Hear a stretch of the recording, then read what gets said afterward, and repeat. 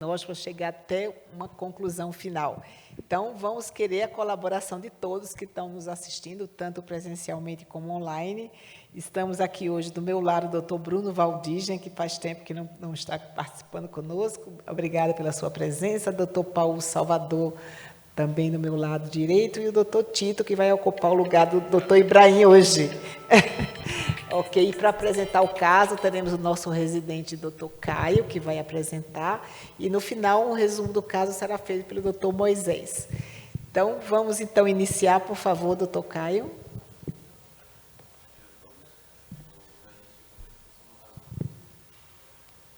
Tá sim. Vocês estão ouvindo o doutor Caio? Por favor, o microfone não está funcionando aqui no púlpito.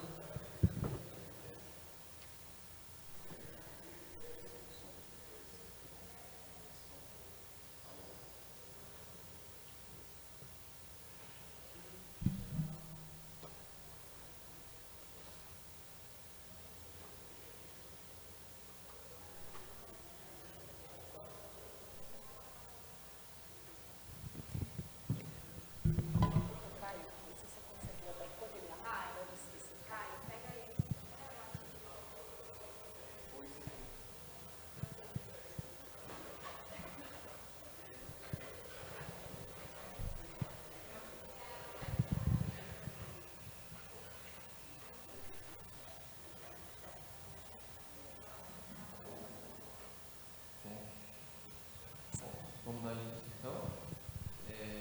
Começar com o quadro clínico. O paciente teve o primeiro atendimento no pronto-socorro do Dante no dia 2 de janeiro desse ano agora.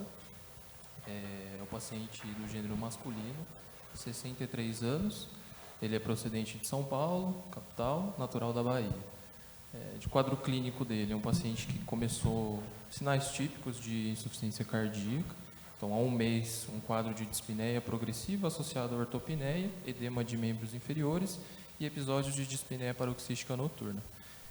Ao questionamento, negava outros sintomas associados. No exame físico, ele estava em regular estado geral, dispneico, mesmo ao repouso, tinha uma turgência jugular patológica, ritmo cardíaco regular, sem sopros, e murmúrio vesicular reduzido globalmente. Apresentava também uma hepatomegalia dolorosa, o fígado palpável a 4 centímetros do rebordo costal direito e tinha um edema de membros inferiores importante, 3 cruzes em 4, com uma exsudação passiva. Sinais vitais também que chamava a atenção: o paciente apresentava-se hipertenso, com a pressão de admissão 18/9, frequência cardíaca de 80, saturando bem em ar ambiente.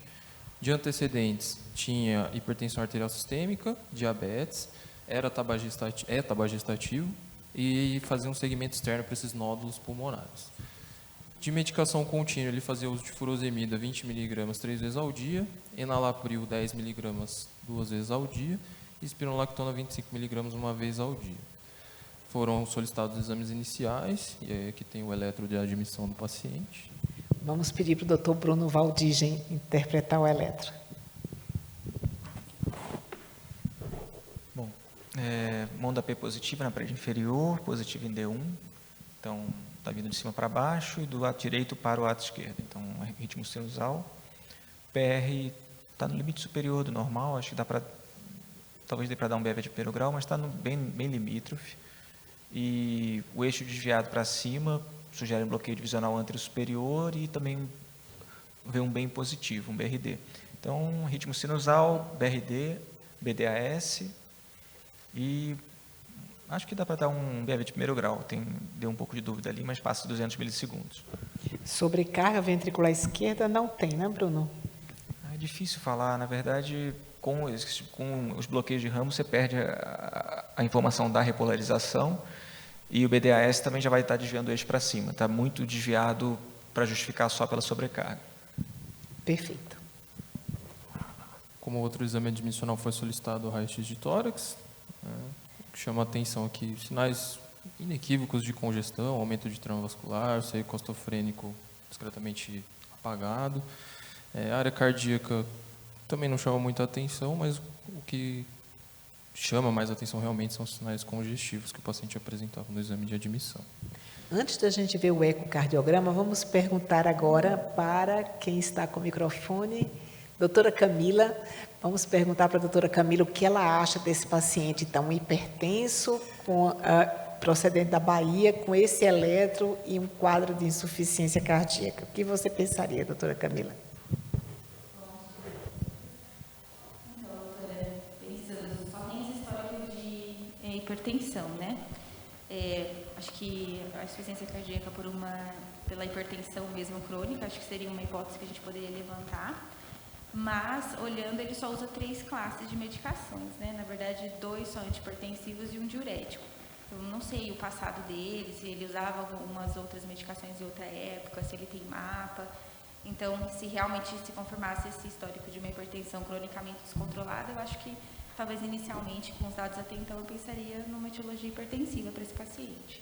Também fala um pouco contra que ele não fechou HVE, né, que também a gente esperaria numa miocardiopatia hipertensiva, mas acho que com os dados até o momento seria a minha primeira hipótese. Alguma segunda hipótese? Alguém quer comentar? Doutor Eutrópio? Passar.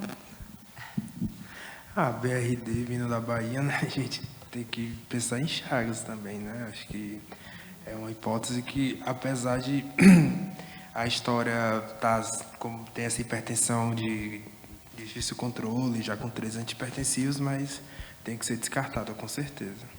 Perfeito. Acho que ficaríamos, então, com uma primeira hipótese de hipertensão. Até interessante a gente ver que não é comum o paciente com quadro grave de descompensação de C e ainda ter uma pressão muito elevada. Então, geralmente, a gente valoriza como possível causa da IC, mas também tem um BRD, um BDAS, né, Bruno, que são achados e ainda tem um BAV de primeiro grau possível, ser uma etiologia chagásica, ou até ter as duas coisas associadas, né? Ter uma sorologia possível para Chagas e também ser um hipertenso grave associado. Mais alguma ideia vocês pensariam para esse paciente? Acho que todos nós estamos pensando no EC com fração de ejeção reduzida, não é verdade? Até por conta desse coração aumentado.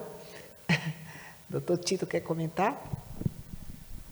Eu acho que a primeira causa, se eu não conhecesse o caso todo, também pensaria na hipertensão.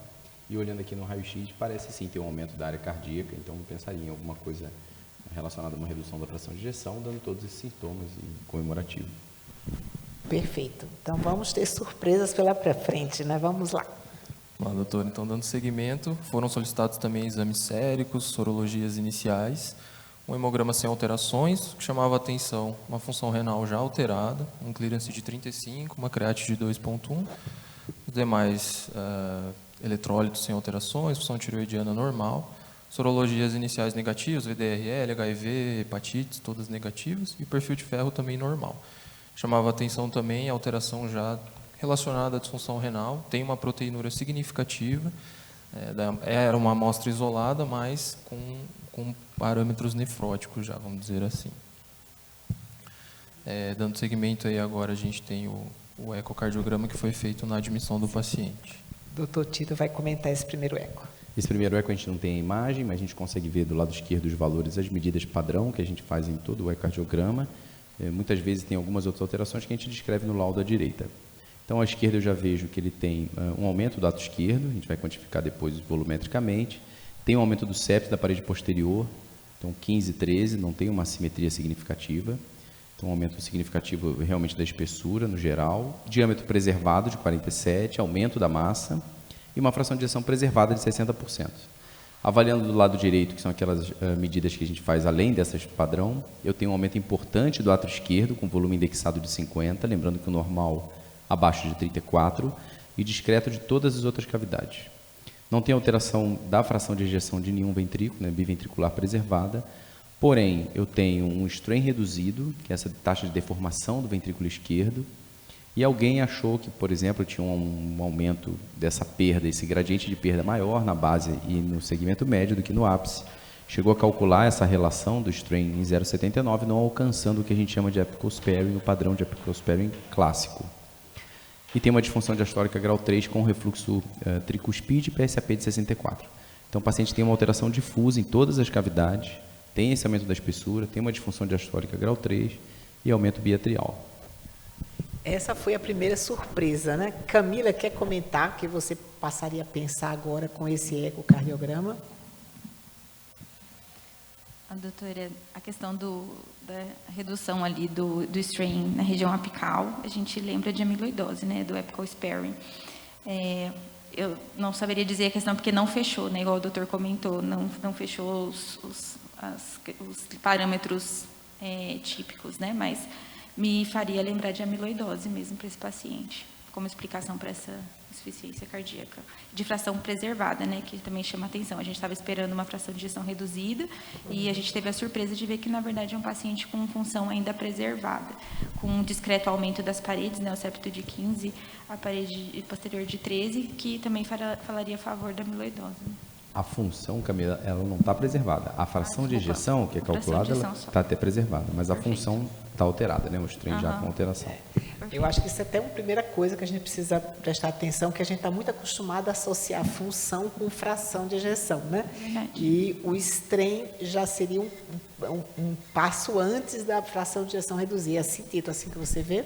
A gente ainda não tem uma graduação, digamos, discreta, moderada, importante, é algo quase qualitativo, mas pelo menos essa noção de que tem uma alteração da função, ainda mantendo uma fração de ejeção preservada, é o que a gente usualmente tem falado em todos os laudos e discussões, né?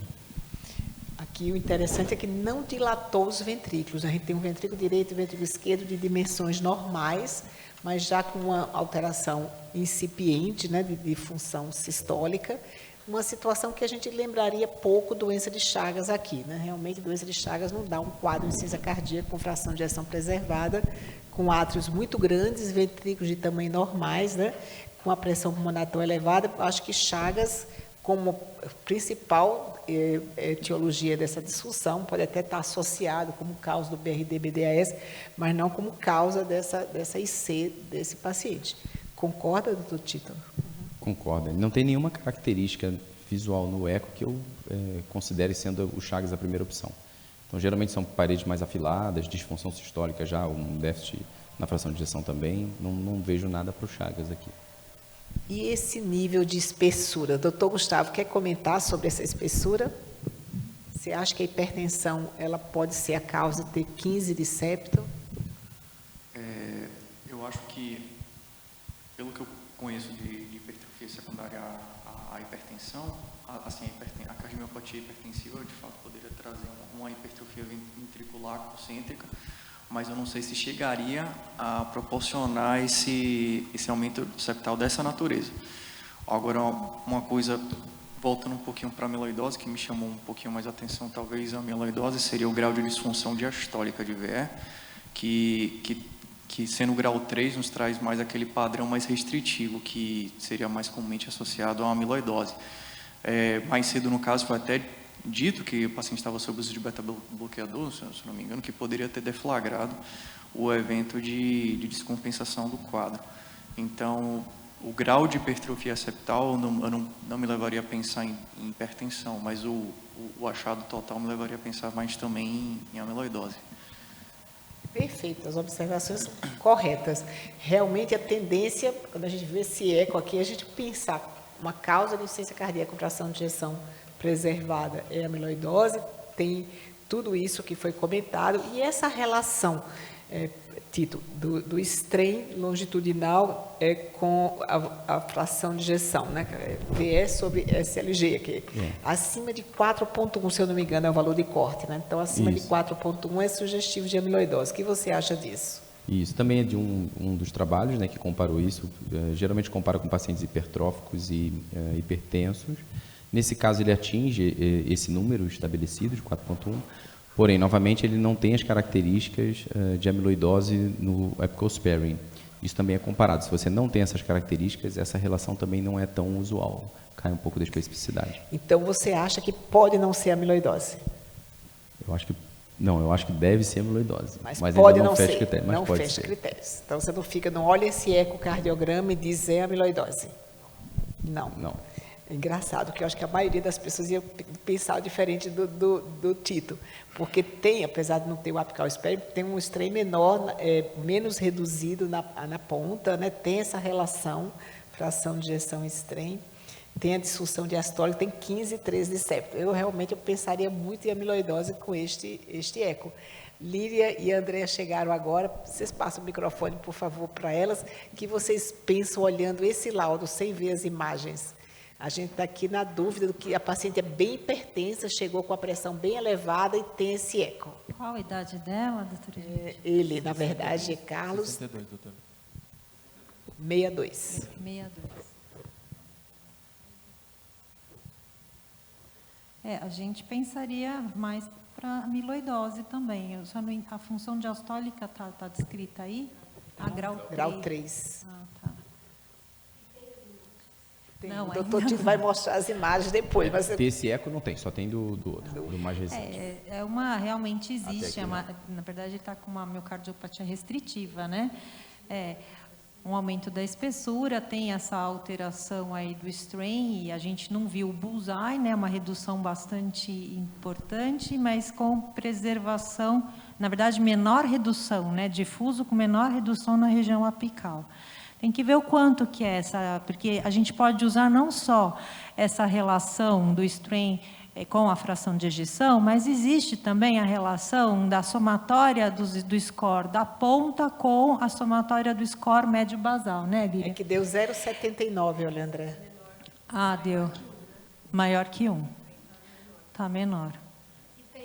E isso é a única coisa que tá fora. Isso, aí outra coisa, o septo interatrial não está descrito, nem o ventrículo direito está descrito.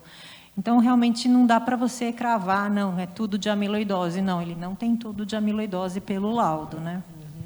Então, essa paciente estava numa crise hipertensiva. Aliás, ela é muito hipertensa, e a gente estava aqui, vira uma disfunção diastólica grau 3, lembra de amiloidose, de um padrão restritivo, mas se ela tiver um aumento súbito de pressões de enchimento, ela pode fazer uma disfunção diastólica grau 3 temporariamente, enquanto as pressões de aorta, por exemplo, estiverem elevadas. Eu estou certo ou estou falando bobagem? O que vocês acham? Que é o mecanismo edema agudo de pulmão, né? Aumenta agudamente pressão de aorta, pressão de enchimento. Então, nem sempre essa disfunção diastólica grau 3 aqui, ela vai ficar muito tempo, por amiloidose. Se, por exemplo, fosse uma crise hipertensiva, à medida que a gente baixar a pressão, poderia baixar a pressão de enchimento e a disfunção diastólica melhorar, né? Causa edema também miocárdico, disfunção sistólica também, então a ressonância, às vezes em crise de feocromocitoma a gente faz, e tem o edema e tem disfunção sistólica também, e a diastólica também. Reduz também, né, o strain das porções basais, a hipertensão também, né? De uma maneira de diferenciar. Aumento de pós-carga, né, do ventrículo. A gente achou esse caso bem interessante porque ele abre várias possibilidades diagnósticas, né? Então, vamos em frente. Bom, dando seguimento à apresentação, juntando o que a gente tem até agora, pensando num diagnóstico sindrômico do paciente, a gente colocou até o fluxograma mais atualizado. Então, é o paciente que tem dispneia ou fadiga, o principal sinal clínico dele. Tem alterações no raio-x, no eco, sinais clínicos sugestivos. Tem realmente a fração de ejeção preservada, já tem um remodelamento, disfunção diastólica e sinais inequívocos de congestão. Não tem como a gente fechar para esse paciente CFEP. Então, o diagnóstico dele, até o momento, é uma CFEP descompensada, perfil B inicialmente. E aí agora a gente, levantando a questão, qual que seria a possível etiologia dessa ICFEP que ele foi diagnosticado até o momento? Agora vamos pedir a opinião de todos aqui, então vamos para a doutora Giovana. Por favor, Giovana, sem lembrar que você conhece, eu imagino que você está vendo esse paciente hoje e vem discutir esse caso com você. Qual seria a sua resposta? Qual a opção? Hipertensiva, hipertrófica, amiloidose ou doença de Fabry? Diante de tudo que a gente discutiu, né? Eu ficaria mais com a amiloidose pelo eco inicial, mas não tem como a gente descartar a miocardiopatia hipertensiva. O que fala contra a hipertensiva é o grau de espessura, né? Mas ainda a gente não tem como bater o martelo, precisa de outros exames complementares. Perfeito. Alguém mais quer fazer algum comentário? Tito. Não, faça a sua hipótese. Eu não acho que o eco seja de amiloidose, mas é óbvio que a primeira opção era pensar em amiloidose, né? Ele tem padrão restritivo, aumento do septo maior que 12 a 13 milímetros. e aumento biatrial, lógico que é suspeita de amiloidose, mas realmente ele não tem nenhum fator que fechasse. De todas essas opções, acho que a amiloidose seria a primeira. Miocardiopatia hipertensiva fica um pouco fora, porque a espessura está no limite do que a gente considera raríssimo de encontrar, que é acima de 15 milímetros. Quando a janela é boa, deu para medir perfeito, como dessa vez. Ficaria só nessas duas. Acho que as outras não tem nenhum sinal assim, de que fosse um diagnóstico plausível. Perfeito. Alguém quer fazer mais algum comentário? Bruno, Paulo. Só um detalhe aqui. Embora pela idade e tudo, os fatores tanto familiares, se a espessura ficasse no limite entre 15, poderia pensar em uma hipertrófica. A gente faltam mais informações. Tudo bem, não afasta 100%, mas acho interessante considerá-la dentro das hipóteses diagnósticas e merecer um pouquinho mais de investigação. Perfeito, eu ia comentar exatamente isso, que não é tão comum a doença de Fabry fazer IC-FEP, né? A gente está diante de um paciente com IC-FEP grave, mas se a gente fosse pensar qual mais comum, eu acho que seria hipertensão mesmo, em segundo lugar, amiloidose. Hipertrófica faz menos, mas temos alguns pacientes que têm uma hipertrófica simétrica, com cavidade pequena, que às vezes evolui, né, com insuficiência cardíaca significativa por disfunção diastólica grave. Não é tão comum, né, mas eu acho que não poderia ser desprezada essa hipótese. A doença de Fabry, que eu ia pensar menos nela, mas eu acho que ainda poderia ser, né? Não dá para excluir. Fala, Líria.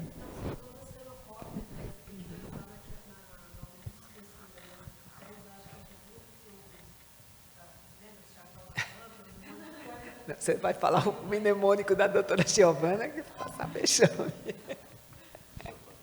Inventou o mnemônico, não dá para a gente repetir em público, né? Vamos em frente. Bom, então, depois dessa discussão, acho que concordamos que a provável hipótese até agora, até o momento, com eco, história clínica, ficou como amiloidose. A gente fez um apanhado aqui do que fala a favor, do que fala contra o diagnóstico de amiloidose. Então, acho que todos já comentaram bem, mas só para fazer um resumo. O aumento da espessura fala a favor. O strain reduzido com esse apical sparing também fala a favor.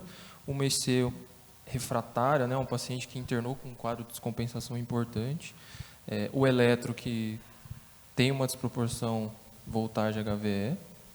Uma hipertensão de difícil controle fala contra. E a evolução rápida dos sintomas também fala contra, mas lembrar que na AL isso pode acontecer, né, na amiloidose de cadeias leves. Então, fazendo um apanhado, é isso que a gente tem até o momento.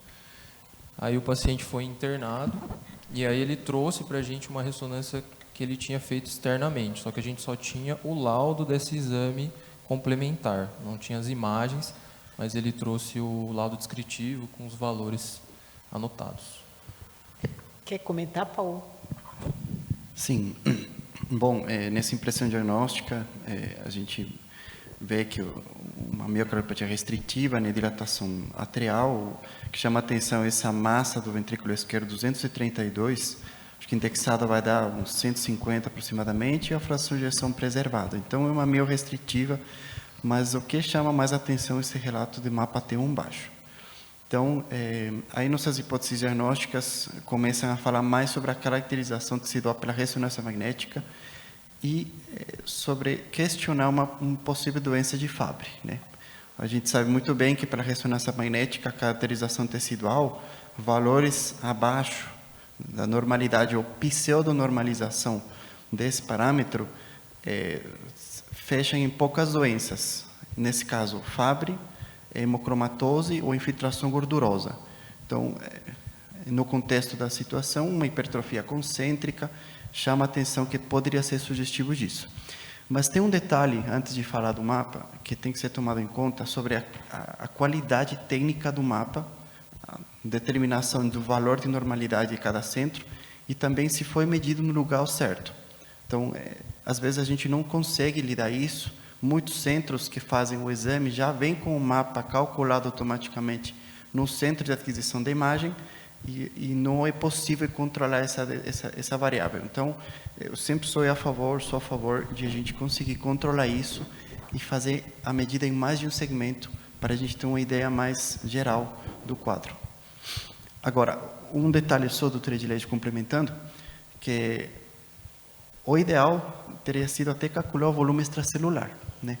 Que a gente sabe que com essa ferramenta, fechar hipóteses como amiloidose AL, o volume extracelular está muito estourado, então acho que seria bem ideal ter feito essa medição que não foi feita pelo jeito, né? Então, veja como esse caso foi interessante. Todos nós concordamos que o mais provável nesse paciente era ter uma amiloidose, e aí a gente recebe essa ressonância e a segunda surpresa. Na primeira surpresa foi ter esse FEP e agora a segunda surpresa foi essa ressonância. Então, a gente muda todo o nosso pensamento diagnóstico, agora segue em outro caminho de direcionamento diagnóstico. O mais que eu achei mais interessante dessa ressonância foi dizer que não havia realce tardio, né? E que a gente esperaria numa amiloidose muito realce tardio, ou aquela dificuldade de anular o sinal do miocárdio. Então, fica muito difícil, com esse laudo sendo realmente o correto, a gente dizer que esse paciente tem amiloidose. O que você acha, Tito? O Paulo falou, a aquisição do mapa T1 ela é bastante específica, cada máquina tem o seu padrão, então toda vez que chega uma máquina nova, a pessoa tem que fazer uns exames normais para você encontrar a sua normalidade, calcular tudo isso. Tem um tempo específico para você fazer tanto pré e o pós para calcular esse volume extracelular, que o Paulo falou também, que não está aqui no laudo. Então, lembrar que, apesar de a gente não estar com as imagens, a gente não consegue dizer se foi feito dessa maneira adequada, às vezes a gente perde um pouquinho desse tempo. Olhando a ressonância, fica confuso mesmo, não dá para fechar com a amiloidose por esse laudo, em hipótese nenhuma, a gente não consegue dizer que é amiloidose.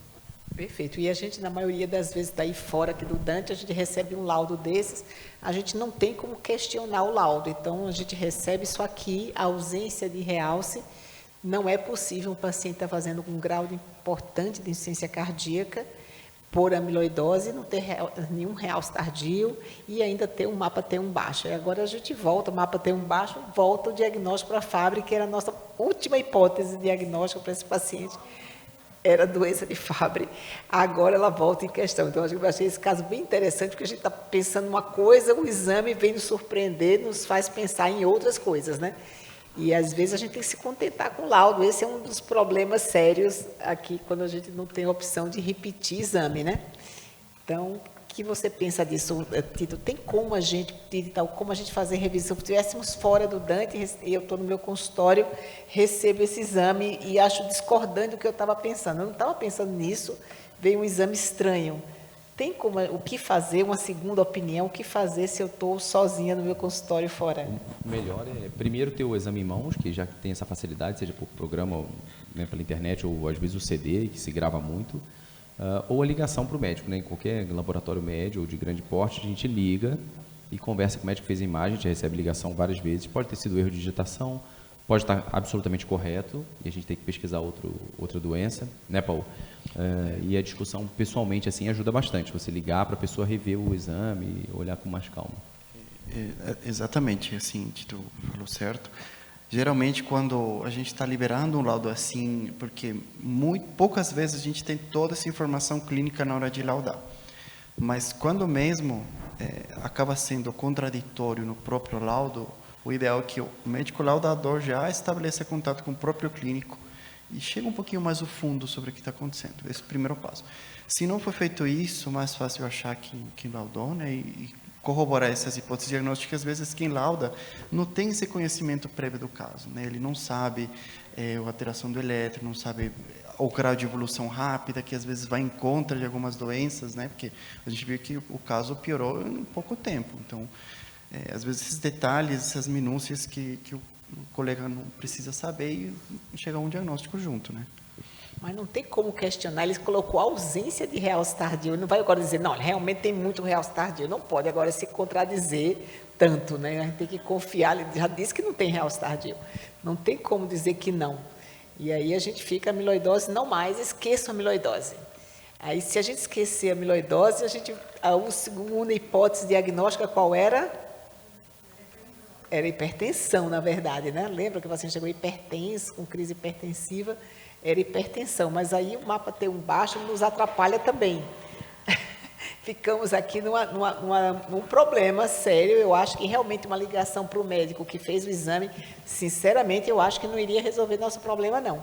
porque ele não ia se contradizer aqui tão fortemente.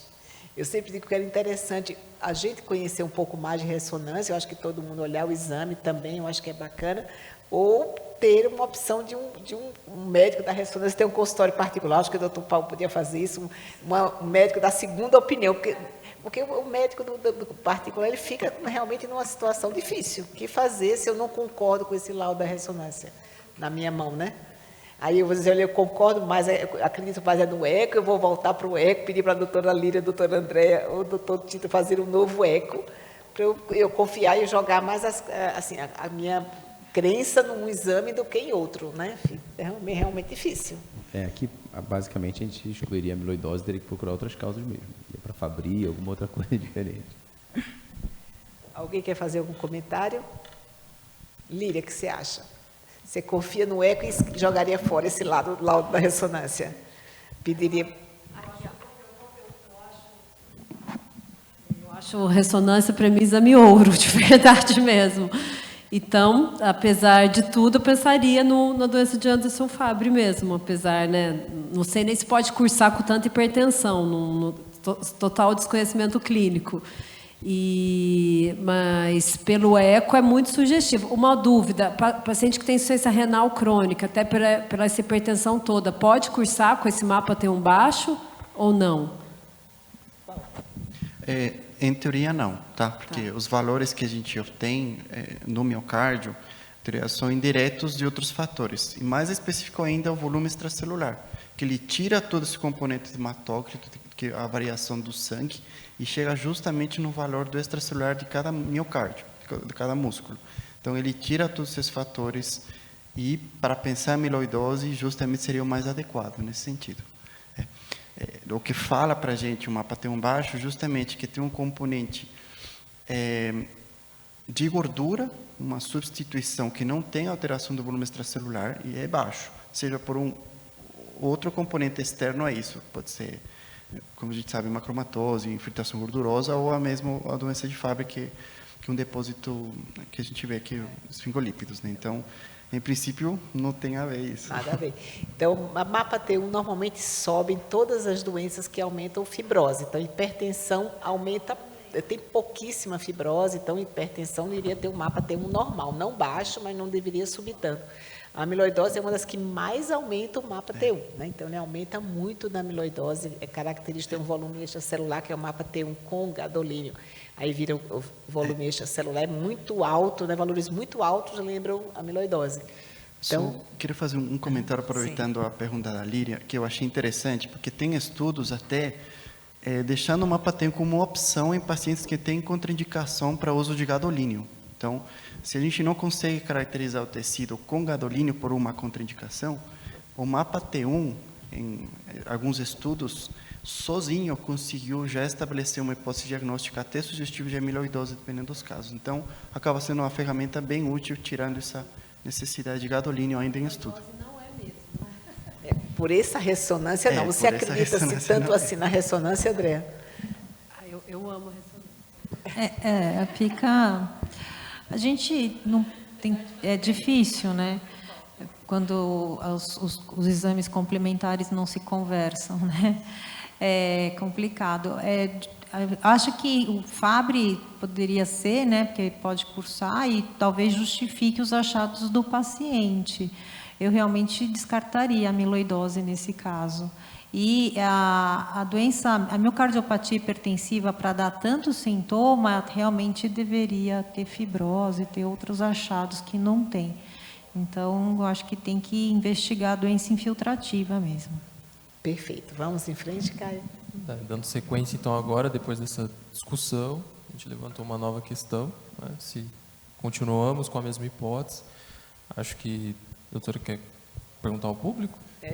Quem quer mudar de hipótese agora? A amiloidose era quase um consenso. E agora passamos para a Fabry?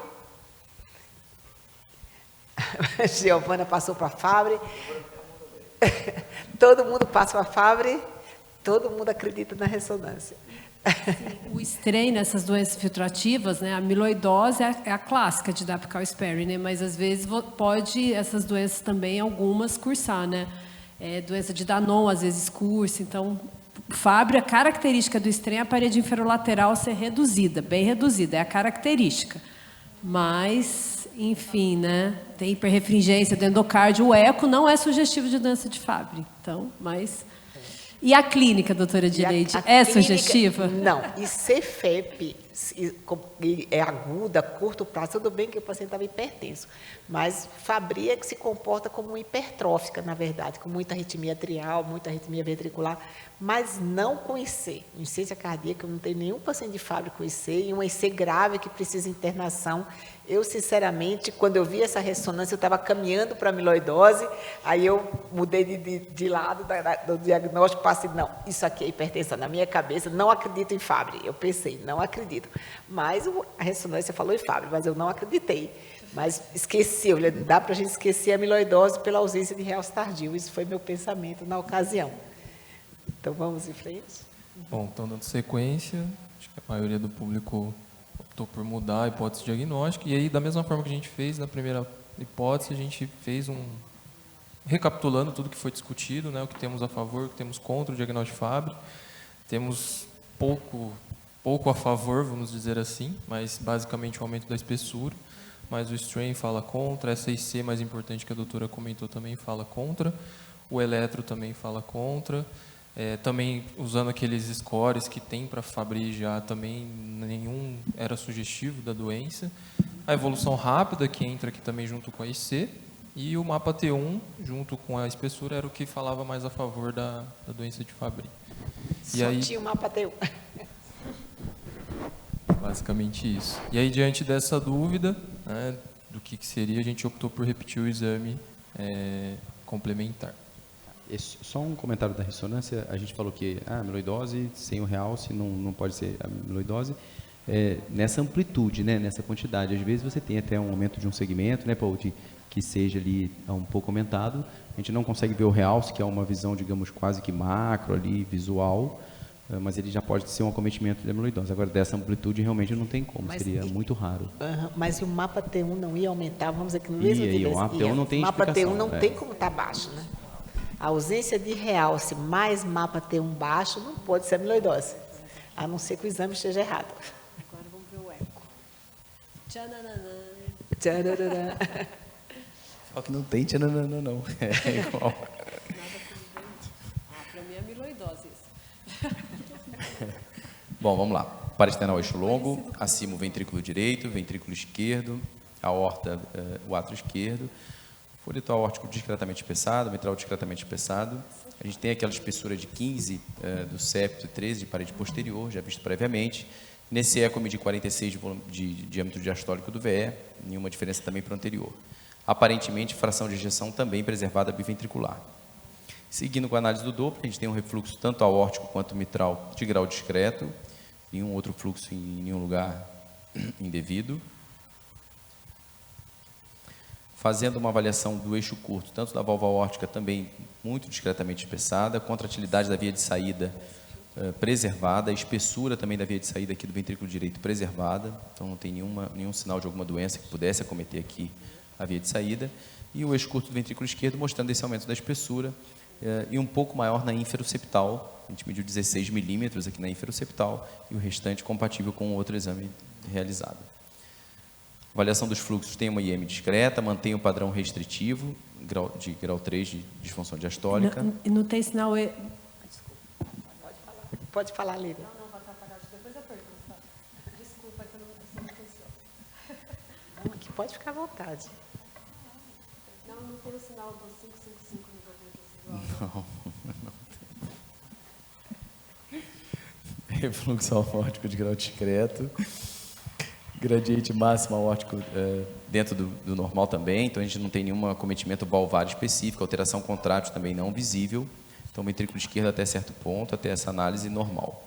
Do ventrículo direito a gente tem uma PSAP bastante elevada, em torno de 58, já somando o átrio direito, um refluxo tricuspídeo discreto, no visual contratilidade preservada do ventrículo direito, aparentemente a função, o FAC também a gente vai calcular depois. Fazendo o strain do ventrículo esquerdo, deu sim uma certa tendência ao epical sparing, a gente vê que tem preservados os segmentos apicais com uma perda em direção ao basal, mas a gente não fecha o critério de epical sparing. A gente tem alguns segmentos ainda com uma deformação praticamente preservada, mas tem essa tendência, assim, do gradiente de perda do ápice para a base. Fração de ejeção de 66%, o strain longitudinal reduzido de 12,5%. Então, acometida a função sistólica, mas a fração de ejeção preservada.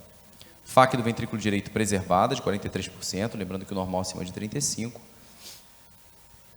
sem dilatação do ventrículo direito. E o strain do ventrículo direito, tanto da parede livre quanto o que inclui o septo interventricular, também dentro da normalidade, mostrando o não acometimento do ventrículo direito. Então, tem uma fração de ejeção biventricular preservada, como já tinha sido dito no prévio.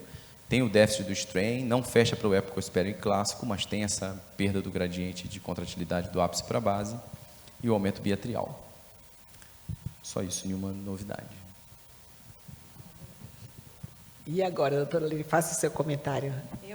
É amiloidose ou não é amiloidose? Assim, olhando esse exame, eu pensaria em amiloidose. Apesar de não ser um strain clássico, não pensaria em doença de Fabry que fala certo, né?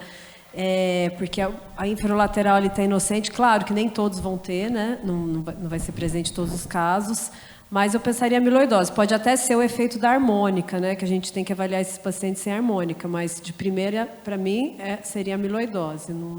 O septo interatrial, você chegou a medir, Tito? Eu não medi, Lília, Tá. assim, não tenho a medida de cabeça, mas não parece ter aumentado, né? Olhando a imagem ali, super simples. Eu tive a impressão no parasternal que tinha um pouquinho de derrame adjacente à UVD. Isso é um outro achado que lembra amiloidose, né? Aqui, né? No parasternal, ali no comecinho. No parasternal? No primeira Padrão. imagem. Opa. Ali, ó, põe um Foi. movimento. Ó, tá Aqui em vendo? cima, né? Ele tem um derramezinho pericárdico, né? Isso é um achado que a gente tem que levar em consideração, né? E realmente o eco, apesar daquele bullseye não característico de amiloidose, a gente ficaria mais com amiloidose, né, Li? Não é tão característico realmente, né? E veja só que é uma coisa meio que é um contrassenso, porque volta lá no bullseye para mim, Tito, por favor. Você mediu o aumento da espessura, a parede inferior também é aumentada, né? E vejam que a parede inferior, ela está com o strain preservado, ele é discretamente reduzido. É bem pouquinho, né? Então você vê de 14 aqui, né? que realmente não está muito associado a esse aumento da espessura, né? O strain tem outros sinais também, né? No 4 câmeras tem aqui de sparkling water também, não é específico, mas...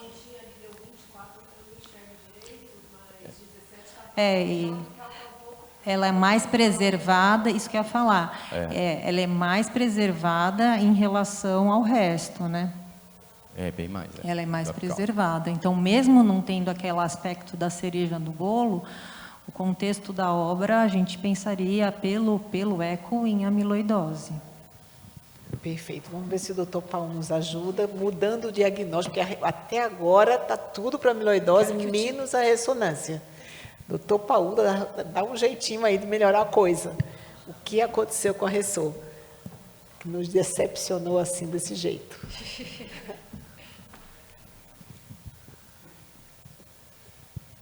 Bom, boa tarde com todos. Vamos conversar sobre a ressonância desse paciente.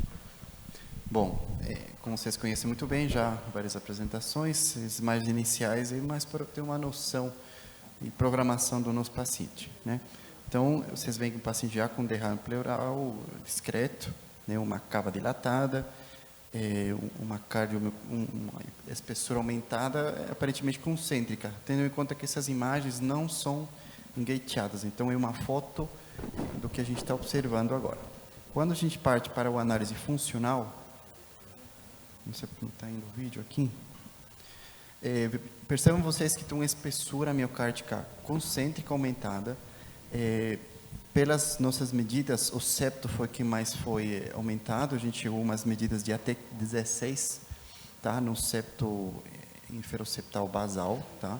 Mas vocês percebem que é todo concêntrico, tá? Tem a espessura mínima chegou até 13 segmentos laterais, então tem uma espessura miocárdica, aumento concêntrico da espessura, com 120 gramas indexado.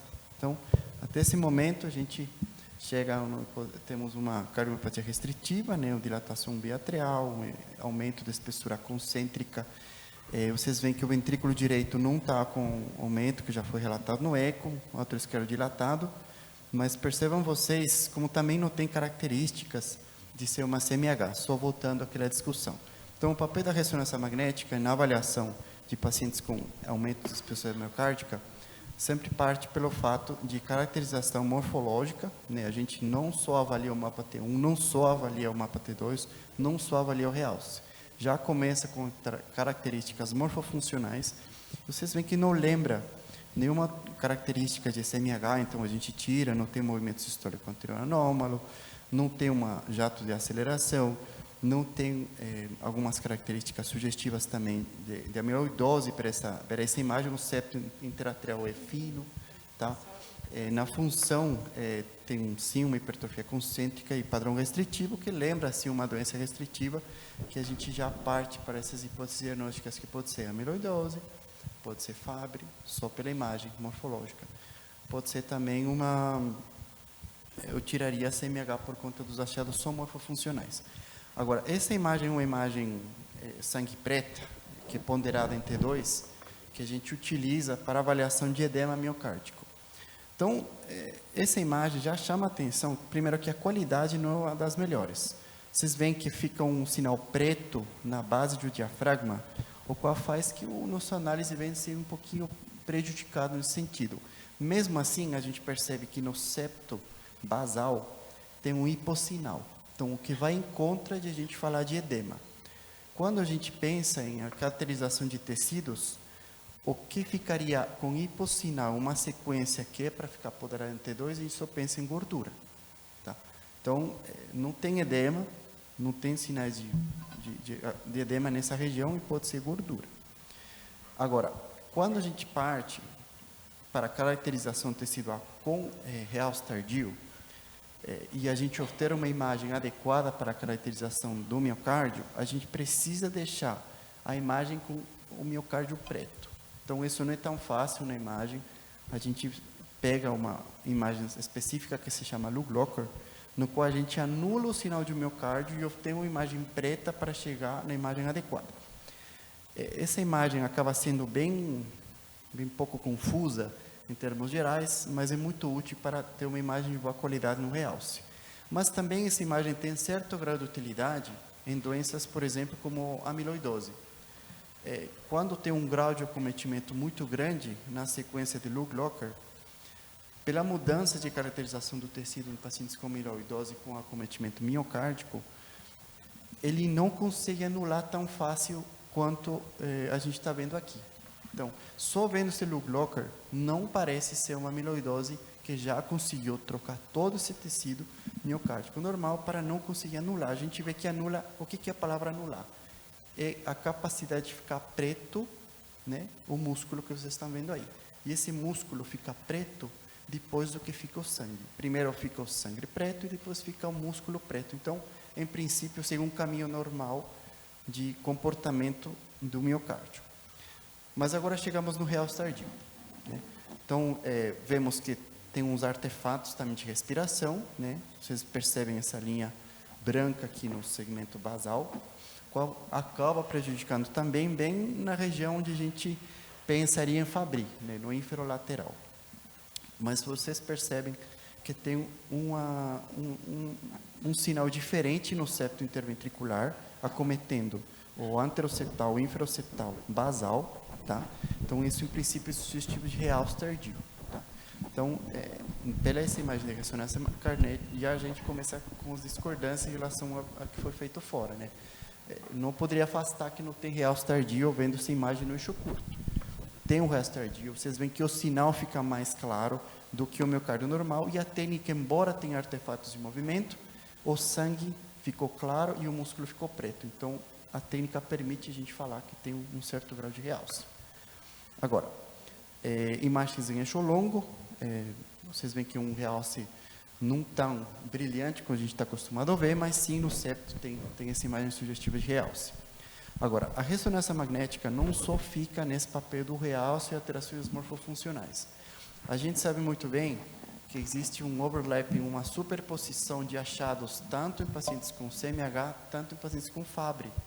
21% dos achados em pacientes com Fabry simulam um CMH. Pode ser apical ou no septo interventricular. Então, muitas vezes a ressonância não acaba batendo esse martelo por conta dessa superposição de doenças e apresentações clínicas desse tipo de doenças. Agora, caracterização tecival, a gente tem o mapa T1 pré e avaliação do volume extracelular. O mapa T1 é uma sequência que não precisa contraste, por isso que a gente tinha falado com a pergunta da Líria, que acaba sendo interessante essa opção em pacientes que têm contraindicação para realce tardio. Então, essa caracterização a gente faz no miocárdio, colocando bolinhas ou róis, que a gente fala, é o termo técnico que a gente usa, para saber qual é o valor de cada segmento.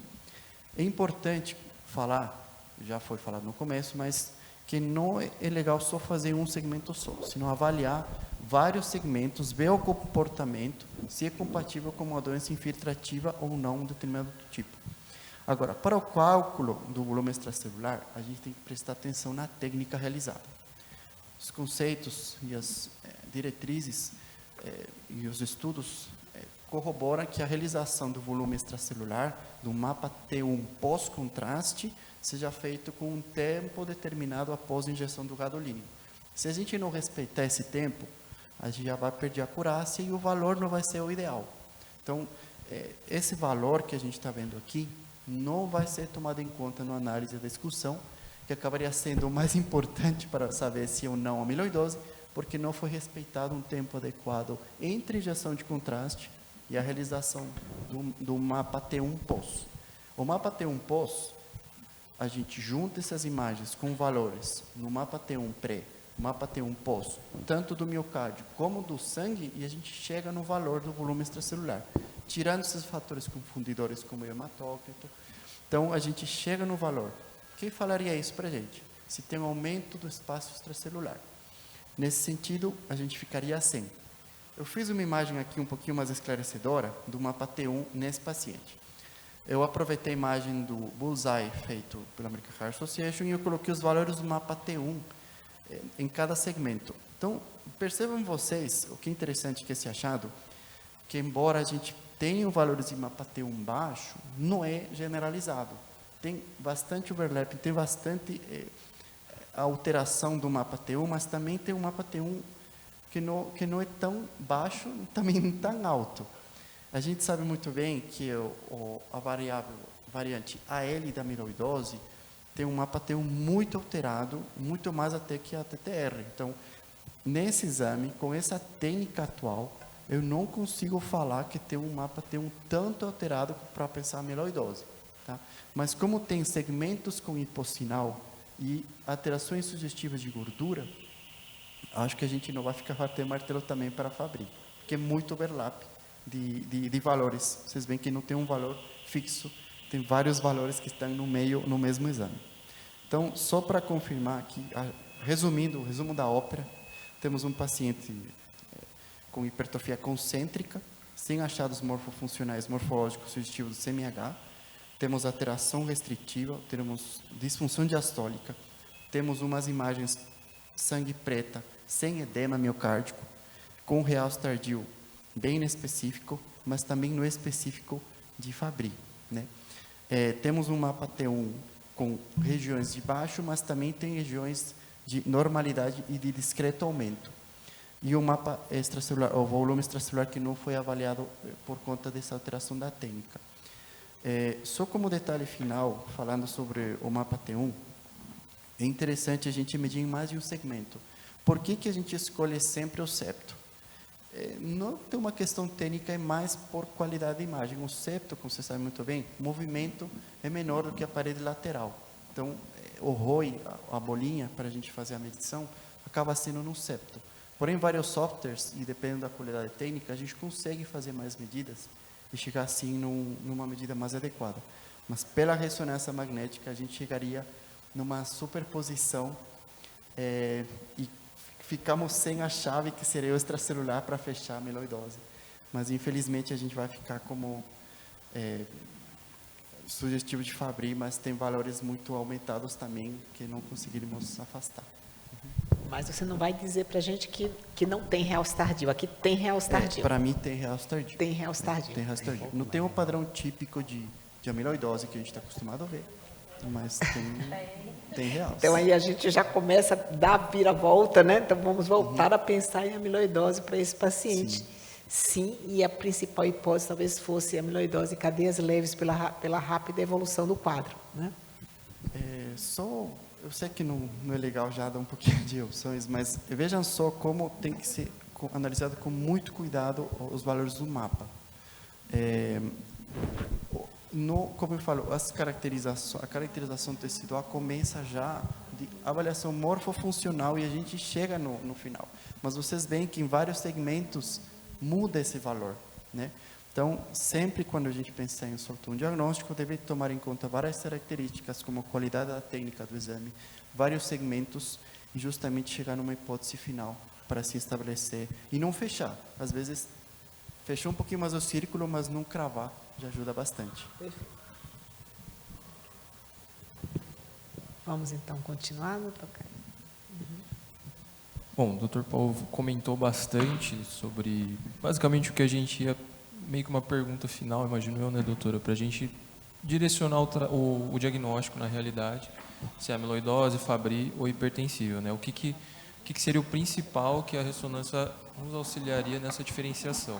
E aí, comentário. O que vocês acham, Giovana?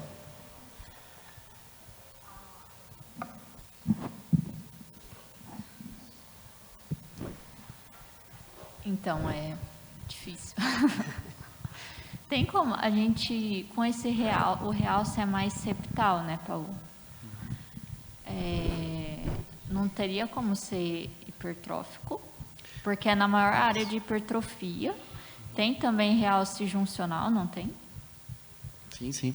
Então, justamente entra nesse overlap entre o Fabry ou o hipertrófico, né? Porque o realce respeita muito esse local do septo. Porque para amiloidose parece que tem várias coisas que diz não, né? Que são contra.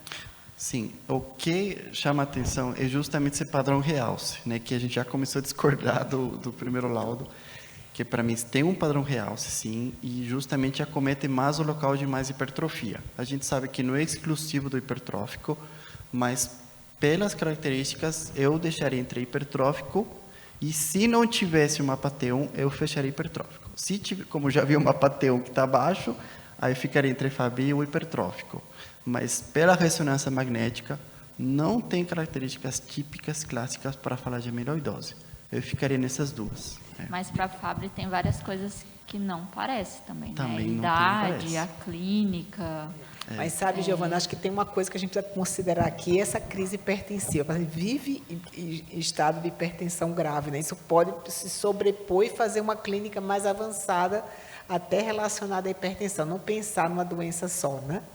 Então, acho que isso pode ser. Vamos continuar? Vamos, doutora.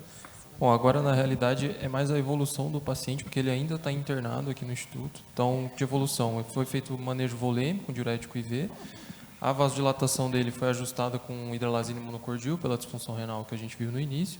E tem esse detalhe que a doutora reforça, e também é muito importante para o quadro clínico, esse difícil controle pressórico. Mesmo em regime de internação, ele precisa de vários antihipertensivos para fazer o controle adequado. E ele também fez um tratamento empírico para uma possível sepsis cutânea de membros inferiores, que ele fez antibiótico com Rocefin e clindamicina. Como eu disse, ele ainda segue em regime internado, ainda está precisando de diurético IV e já terminou o esquema antimicrobiano. E, por fim, ele ainda está em investigação da doença, a gente acabou não fechando o diagnóstico ainda, e aí ele está aguardando a realização da relação capa-lambda e alfa-galactosidase, para a gente ter um diagnóstico definitivo. E a gente promete trazer futuramente numa outra reunião. Vamos então, Moisés, fazer um resumo rápido. Boa tarde, sendo bem breve então, pelo adiantar da hora. Então, a gente lembrando das fenocópias, né, das cardiomiopatias, a gente tem que lembrar que ela distribui em todas as faixas etárias, então Conforme o paciente aparecer para a gente vai lembrar em alguns padrões. Então, na primeira infância, a gente tem que lembrar da doença de Pompe, né? Principalmente nos bebês. Também, abaixo dos 20 anos, aí, a ataxia de Friedreich, a doença de Danon, as doenças mitocondriais. Já no adulto jovem, a gente lembrar das distrofias musculares. No perfil do nosso paciente, que é o que a gente vai encontrar mais, que seria já na fase adulta, no início do período de idoso, né, de 40, 60 anos, seriam esses pacientes que são as nossas principais hipóteses de diagnóstico, né, doença de Fabry. A gente tem que lembrar do PRKG2, coração de atleta, e no paciente um pouco mais idoso, então, iniciando após os 60 anos, a gente lembrar da amiloidose e também do quadro hipertensivo. Então, a gente teve, então, o primeiro diagnóstico, né? A gente já teve o diagnóstico sindrômico, com insuficiência cardíaca e fração de ejeção preservada. Como ele não tinha... a gente sempre lembrar, quando não tem um padrão de hipertrofia, lembrar das doenças coronarianas, das pericardites crônicas constritivas. E no nosso caso, como tem sinais de hipertrofia do ventrículo, a gente lembrar das principais. A hipertensiva, a hipertrófica, a amiloidose e doença de Fabry. A primeira, a mais comum, a doença hipertensiva, né, que é a maior parte dos pacientes que não fazem tratamento com as metas, né, atingidas. A gente sempre lembrar desses pacientes que ele tem múltiplas comorbidades, muitas vezes acometimento sistêmico, oftálmico, renal, vascular. E as principais alterações seriam no eletro, sinais de sobrecarga. No ecocardiograma a gente pode encontrar assim, a hipertrofia, né, também concêntrica, simétrica e que não chega ao valor de 15, dificilmente o paciente chega a valores tão expressivos assim. Na ressonância podemos encontrar edema, né, extracelular em alguns pacientes. A segunda causa que a gente lembra seria a cardiomiopatia hipertrófica, lembrar dos pacientes mais jovens, né? Ela tem uma causa hereditária e alto risco de morte súbita, e lembrando, muito importante, principalmente nos pacientes que têm episódio de síncope, de dor torácica, a gente lembrar dos pacientes que formam a forma obstrutiva, né? Lembrando então do gradiente importante, acima de 30 lá, na saída do VE, e que pode, pelo efeito Venturi, fazer um movimento anômalo, né, no folheto anterior da mitral. A terceira fase aí que a gente mais, na discussão hoje, seria a amiloidose. A gente sempre lembrar da forma das cadeias leves, né, tanto importante a questão do mieloma, da gente fazer essa relação capa-lambda, que inclusive vai ser o nosso próximo passo do paciente. Lembrar da forma da transtirretina, que ela pode ser hereditária, né, ou não, e que a forma mais comum, inclusive em estudos de autópsias, mostrando o white type, que seria a forma senil. Ela não tem essa correlação hereditária, mas ela tem correlação com a idade, com a calcificação das válvulas aórticas, mitral, os vasos de maneira geral. E não podemos esquecer, né, lembrando que na amiloidose, então, são alguns achados inespecíficos, também de sobrecarga, no eco e na ressonância já foi bastante abordado aqui hoje. E uma coisa muito importante é a gente lembrar da clínica desse paciente, porque muitas das vezes eles dão sinais, né? O paciente com amiloidose, a gente tem que lembrar que na forma da cadeia leve pode manifestar com catarata, já na forma na transtirretina, a gente lembrar da calcificação aórtica, né, da calcificação dos vasos de maneira geral. Já a última e menos comum, rara, a gente tem documentado apenas 13 pacientes no nosso grupo, que seria a doença de Fabry, né? Ela tem muitas manifestações sistêmicas, pode cursar com insuficiência renal, que esse paciente tem, com proteinúria subnefrótica, que ele também tem,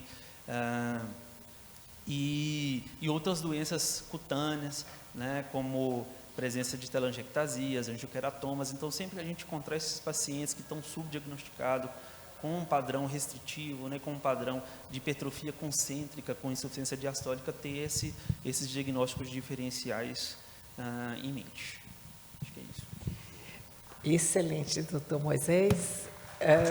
Vamos então encerrar a reunião de hoje. Eu acho que foi um caso muito interessante, de grande dificuldade diagnóstica. A gente não tem a conclusão final, prometemos trazer numa próxima reunião.